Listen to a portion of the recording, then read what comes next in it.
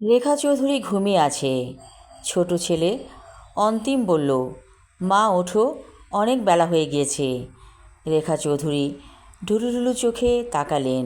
আসলেই তো সকাল 10টা বাজে। কোনো দিন তিনি এমন করেননি। অবসর নেয়ার পর কেবলই ঘুম পায়। এত ঘুম জমেছিল তার জীবনে ভেবে অবাক হন তিনি। কাজের বউ আজকে আসেনি। অন্তিম বলল, মা ক্ষুধা লেগেছে, কি খাবো? রেখা চৌধুরী বললেন, কেক আছে, কফি দিয়ে কেক খাও। অন্তিম বলল, আমি কফি বানাচ্ছি, তুমি কি খাবে? রেখা চৌধুরী বলল, হ্যাঁ খাবো, আমার জন্য কেক আর কফি দাও। বাথরুমে যেয়ে ফ্রেশ হয়ে এলেন রেখা চৌধুরী। তারপর ডাইনিং টেবিলে বসে কফি খেতে লাগলেন, সাথে কেক। অন্তিম বলল, মা তুমি যে আজ অফিসে যাচ্ছ না, তোমার কি ভালো লাগছে? রেখা চৌধুরী বলল, অনেক ভালো লাগছে, মনে হচ্ছে আরও ঘুমাই। না মা, তুমি ঘুমিও না, ভালো লাগে না এত ঘুমালে। তোমাকে তো কফি দিলাম এই জন্য, ঘুম চলে যাবে। রেখা বলল, তুমি চাও আমি ঘুমাবো না? অন্তিম বলল, ঘুমের কি প্রয়োজন, মা ছেলেতে বসে গল্প করব। আর অনেক দিন ভাইয়া আসে না, ভাইয়া জানি কেমন আছে, আমাদেরকে তো ফোনও করে না। রেখা বলল, ফোনটা দাও তো, আমি ওকে ফোন করছি। তারপর রেখা চৌধুরী তার বড় ছেলে আবরারকে ফোন করলো। ওপাশ থেকে আবরার বলল, মা আমি অফিসে, এখন কথা বলতে পারছি না। রেখা চৌধুরী বলল, আজ তুমি আমাকে দেখতে আসবে না? তুমি কি অসুস্থ? দেখতে আসতে হবে কেন? একটু অভিযোগ ছেলের গলায়। রেখা চৌধুরী বলল, ঠিক আছে, আসতে হবে না, তুমি ভালো থেকো।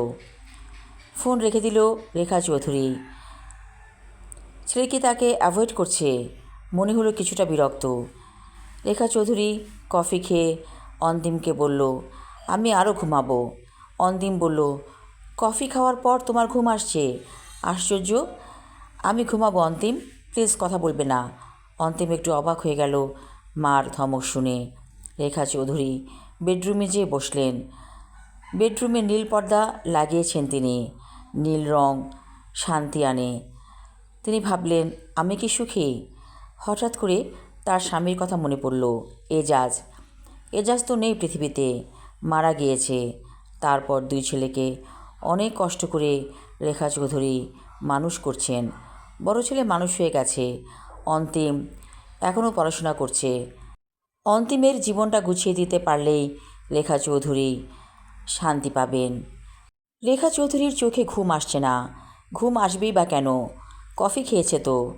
তিনি ভাবতে লাগলেন পুরনো দিনের কথা। এজাজ এজাজের সাথে যখন বিয়ে হয়েছিল, দিনটা ছিল বৃষ্টিমুখর। সেই বৃষ্টিমুখর দিনে বিয়ে হয়েছিল তার। তারপর তো জীবন কেটে গিয়েছিল আনন্দে আর আনন্দে। হঠাৎ একটা মাইল্ড স্ট্রোক। এজাজ বলল, আমি হয়তো বাঁচব না আরেকটা স্ট্রোক হলেই। সত্যি কথাটা ফলে গিয়েছিল। এজাজ আরেকটা স্ট্রোক হবার পরেই পৃথিবী ছেড়েছিল। তারপর রেখা চৌধুরীকে অনেক কাঠখড় পোহাতে হয়েছে।